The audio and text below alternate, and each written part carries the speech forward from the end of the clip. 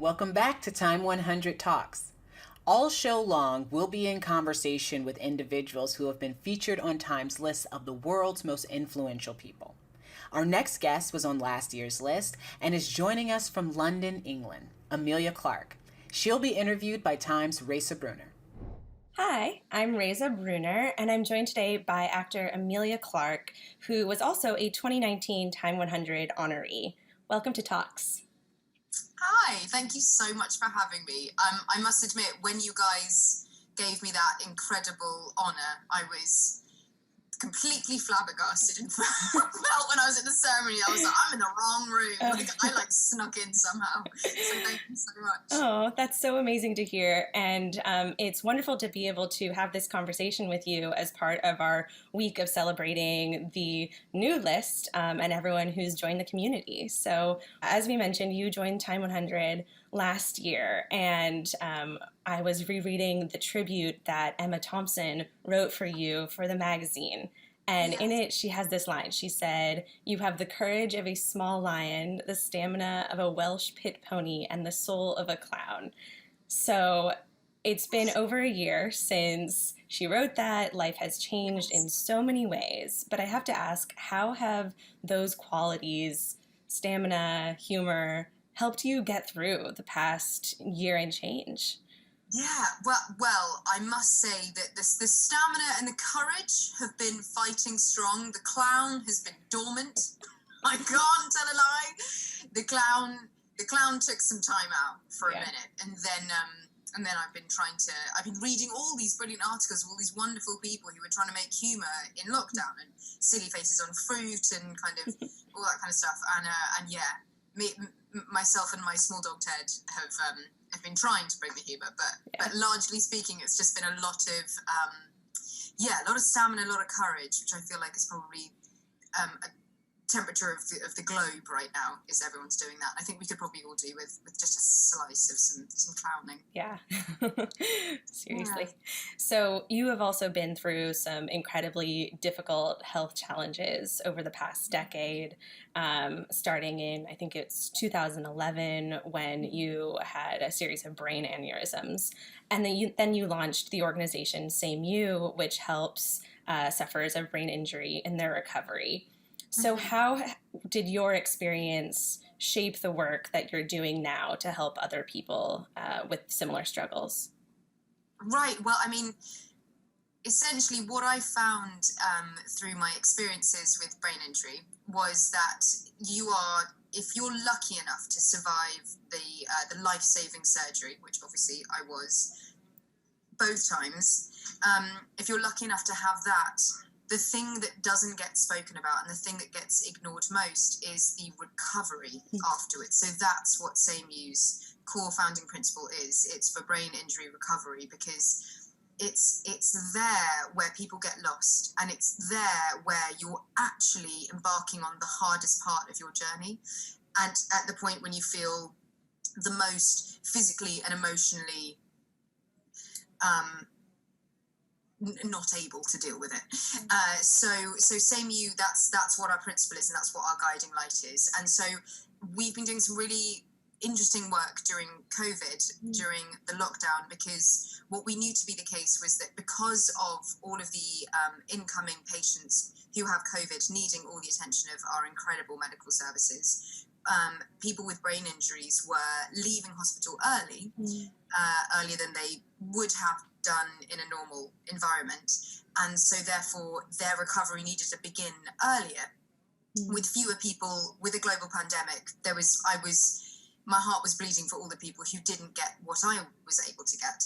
And so what we managed to do with UCL in London was start a virtual clinic, so that people could have the recovery that they needed from their own homes virtually. Nothing will ever or should ever replace human contact and human recovery, because that's where it really works. But the thing that we've done virtually is there was a clinic that was called Enroll, and the feedback has been incredible. So you have you've left hospital, and you have all of the people that are assigned, all of the doctors and nurses and therapists that are assigned to you for your recovery process. And because it's all online, you can dedicate a huge amount of one-on-one care to those people throughout their recovery in really innovative, brilliant ways. Like my favorite one was, there's this incredible therapist there who's part of the upper limb rehabilitation. So if you've experienced a brain injury and you have any kind of paralysis, upper limb is an entire section of work that needs a lot of attention. And he has this thing where, when, let's say, the exercise is to move your arm along like this, and there's a very specific line that it should be on, that is what your brain is telling your arm to do. And every time you're doing it, your favorite song is playing. And then as soon as you do, it slightly starts to dip, the song stops. So when your favorite song is playing, you're filled with all the endorphins of like, I'm nailing it, I'm doing so well, my favorite song's playing, and then it stops, and you're like, no, wait, I've got to make that song come back on again, I've got to do it. Fascinating. So there's been some really fun, incredible ways that that virtually we've been able to hopefully make people not feel as alone as they would do normally. Because if you can imagine, we've all been feeling desperate and alone and frightened and scared and everything else that goes along with being in lockdown and experiencing a global pandemic.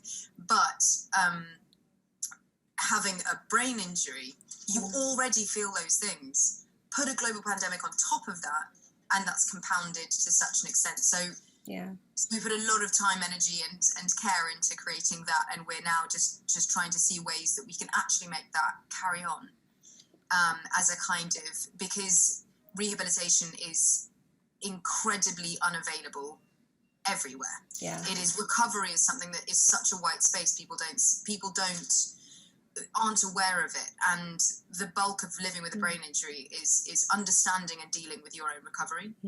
And so it's been, COVID has paradoxically been quite an incredible moment for us to really assess that properly and see how are the ways when in a global pandemic that we can really reach out and make people not feel alone. Yeah, it's really interesting how those virtual connections, although not the same as being in person, can lead to some innovative new ways to connect and to hopefully improve and change treatment. So it's very, very cool to hear about. Another thing that I know is close to your heart is medical care and medical workers and nurses in specific. And the TIME100 list this year actually includes more nurses and doctors than ever before to reflect these times. So one question I have is, what should the public know about the best ways to support and honor the work of essential healthcare workers? Well, I mean, what each country has been doing in their own ways has been incredible. Just showing your support and thanks in the ways that you can. I mean, in England we have the glorious, the wonderful, the life-saving NHS. And that's always something that I think every Brit is worried will go, possibly if someone in government decides that it's not needed. It is. I believe in free healthcare for all, everywhere. I believe that with my soul, because I am lucky enough, fortunate enough to be born into a country where I get free healthcare, and it's something I've never ever taken for granted, and you never can. Well, I'm ambassador for the Royal College of Nursing and also for Nursing Now. So there's a lot of things that you can do to support those unions that support them. Which I think is really incredibly valid. Supporting the NHS, knowing where it might, because it's so specific to each country. It's so specific to each healthcare system that you have. There are individual ways in which you can support them there, but finding out what the unions are and supporting those unions is really important. And then being able to, in England we have NHS charities, so that is a fund that you can donate to. My goodness, giving them respect, shout out, care, love, being as generous of spirit as you can be when being in a hospital and being around them, and letting them know how much we care and how much we need them. And so individually supporting people in the countries that they're in, I think is sort of it, and finding your local area, your local hospital, the charity that's associated with that. Every hospital will have a charity that's attached to it, and you can donate to them, and you can support them, and you can volunteer, and you can make them feel wonderful in every way that you can. So what lessons do you think you learned from your own experiences going through the health system that have helped you deal in terms of just like mentally with everything going on right now and the pandemic and surviving all of the changes and upheavals? Heavens, yes. Well, I mean, there's a couple of medical related experiences that I've had in my life that have given me a possibly an armor of sorts when approaching a global pandemic. The thing we're not talking about is death. That's it. And so when you personally come very close to dying, which I did twice, it brings into light a conversation that you have with yourself that goes to the tune of appreciation for what you do have. Thanks for the people in your life that are here. Losing my dad actually was probably the most profound thing that has ever happened to me. And understanding that and wrapping your head around it has counterintuitively opened my mind in so many ways. In a way that kind of, when you truly understand and feel grief, which is what we're all experiencing right now in a global pandemic, we're all experiencing a collective grief, because grief can come in many different forms. It isn't necessarily the death of a human, the death of someone you love. It can be the death of a life that you thought you had forever.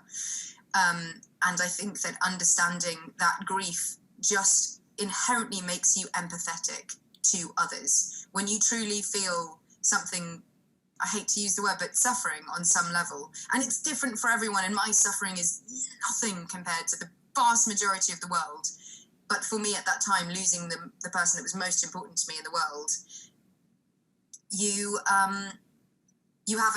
have an innate greater understanding of the fragility of life, and so therefore taking stock of what you have and needing less. I think that what can come out of this is the knowledge that the stuff we place so much importance on, the materialistic things, take a back seat, and it's difficult to remember that when we are all doing go, gotta get the job, get the car, get the this, get the thing, get that, do this, get that, stay on track, let's keep going, whatever it is. And this has allowed us to slow down and kind of assess what really matters a little bit more. And I'm sounding like a greetings card in what I'm saying right now. And I don't mean to make this sound like a million things that you've heard before, but I just to take oneself seriously and to take moments to really listen to yourself and what it is that you need and what it is that you don't need, and allow some quiet and some reflection and some space. And I think that, when you feel bad, when you feel low, when you feel sad, when you feel scared, I think there's a societal kind of setup for you to then grab for more, to fix it, to put on top of it, to kind of cover it, when really what you need is to strip it back and to be introspective and reflective where possible. And that's the thing that's going to last you for the rest of your life, because that's the you you're living with till the day you die. And if you can on any level rely or trust that, then you're strong. You are strong. And I would hope that people don't need to suffer to feel that, to suffer to realize that. Yeah.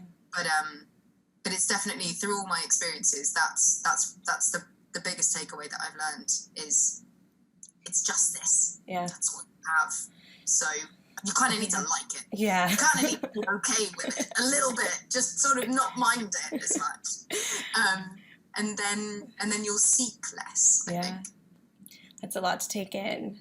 Sorry, yeah, and I probably have not made any sense at all. No, so it's so thoughtful, and your empathy comes through in so many of the different things you've been doing lately, whether it's the Same You program, but also just the way you interact, for instance, on social media, and your generosity of sharing things like poetry. And I noticed that you're doing a virtual table read of a play. yeah, on the that books. was really good. Yeah, Or, yeah. I mean, that's my other massive thing that I love theatre and live performance so much. It's bizarre. I am a professional actress who's done 2 professional stage shows, one of which only managed 4 previews before a lockdown of a global pandemic happened, and yet I see myself as a theatre actor. Like, it's ridiculous. I go to the theatre as much as I possibly can, and I have been grieving and mourning missing that. I think we are, human beings only learned how to communicate through telling stories. Like, telling stories and listening to stories is the very bedrock of what makes us human. And without that live interaction you get, either be it being on stage and performing or being in the audience and absorbing all of that, is my life is worse. It's worse off for it not being in it. So the theatres that are struggling to stay alive right now, I care about passionately, and thankfully, there are many funds, at least in England, that and in the UK that are supporting theatres and are supporting freelance artists, because no one got any money anyway. Like, you working in the theatre as a freelancer, there's not a lot of money in it. You don't do it for that, and so then without any income at all, and in a global pandemic where other jobs are much harder to get, there's a lot of people going hungry right now, and. So the table read for Private Lives, which is what I did, it was glorious, and all of the money raised for that goes to the RTF, which is the Royal Theatrical Fund, to help people in need right now. Have you thought at all about what comes next, or things that you would like to see improve when life comes back online in theatre and film? I'm looking forward to theatre. I'm looking forward to going to the theatre and watching something, or not going to the theatre, going to a bridge or a shed, the grassy knoll, any kind of space where someone's going to tell me a story physically and I'm going to absorb it. Looking forward to that massively. Looking forward to everyone having a newfound appreciation, as long as it might last, for living and for interacting with one another. I know I miss that terribly. Heavens, looking forward to just to the knowledge that when the vaccine arrives, and what I'm saying when, and when such a time happens that we get to look back and go, whoa, that was a huge thing that we all undertook together. Looking around and seeing people taking just a second more to go, lucky. I feel lucky. I feel really appreciative of this moment that I'm experiencing right now. Yeah, looking forward to getting back to work and not complaining about it. Looking forward to getting back to work and not going, so happy to be here, thank you so much for the job, when's lunch? Which is what most actors do. No, not most actors, I'm sorry, not all actors, but sometimes, we all do in your jobs. You get, as rightly so, you get a little like, oh, okay, cool, we're going to do this again tomorrow, great. So I think that the joy of that will last a bit longer. And just walking down the street, catching an eye with someone and being like, this is great. Yeah, and maybe being able to see their face and not just the eyes above the mask. Yes. I'm looking forward to the entire planet not being in fear. Yeah. Really looking forward to that happening. Someday. So, dancing, music. Yes. Sorry, now I'm done. Yeah. So, a few weeks ago, I was reading that you had been discussing a Game of Thrones situation in which there was like a costuming double standard on set. And I know that equitability in acting environments has always been very important to you, and you've always been an advocate for making sure that you have a safe space and that other actors feel comfortable on sets. So I'm curious if there are ongoing double standards in the film industry that continue to bother you right now, and what you think audiences can do to support a more equal environment for actors. Well, I think that since Time's Up, some stuff has happened. Stuff has happened. Stuff has changed. There's things like intimacy coaches, which are wonderful, and something that was very far away from my experience. Yeah. I think that the awareness and the noise that is made around who it is that we are watching, telling these, whose stories are we hearing, who is saying them, that's vital. Inclusivity of humanity, of everybody. There's not enough representation. I believe that standard is still there. I believe it's coming. But that's something I care about, and the way that audiences can support that is by watching things that are, and supporting them and giving them big box office numbers, because that's, as soon as it's a business, as soon as corporations were to see that actually people want to see not just white people, and want to hear stories that we've spent our lives not hearing. I want to hear those stories. The audience should want to hear those stories. It's a new goddamn story. We thought we ran out. We haven't. We just didn't ask a bunch of people. Yeah. And now I want to hear, and I want to watch them. And the way that audiences can support that is by watching them, is by seeking them out, by seeking out filmmakers, actors, studios, whoever it is, whatever group of humans it is that's making a story that is inclusive and representative of people and diverse. Then that equals you're giving them a big box office surge. It just means money. You give them money, people are going to they're going to then go, oh, it's financially viable for me to keep doing that, so we're going to keep doing that. Do you know what I mean? So, I think that there's a lot that we are responsible for in the film industry that we can keep doing and keep pushing, and people just shouldn't stop. We should just keep doing it. Do you feel... And the world will be richer for it. Damn it. That's the annoying thing. You see a story you've not heard before. You hear the point of view. You see a ritual or a culture that you don't know because you're not around it. You're learning. You're learning, you're experiencing a story that's beautiful and engrossing, and you're better for knowing that story. So however we can, encourage and support those people. Yeah. Do you feel hopeful about progress that's been made in that direction? And more generally, what's giving you hope right now for the future? I have described myself as a pathological optimist. So I've got a lot of hope. And hope can be a funny thing. It can really, it can hurt. Hope. It can be really painful sometimes if you're filled with it and you wait a long time for that to sprout wings and fly. But I